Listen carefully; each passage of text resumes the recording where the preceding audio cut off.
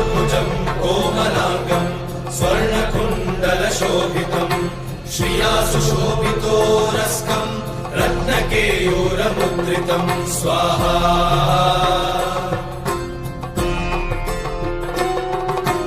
तप्तकाञ्चन सङ्काशम् पीतनिर्मलवाससम् इन्द्रादिसुरमौलिष्टस्फुरन्माणिक्यदीप्तिभिः स्वाहा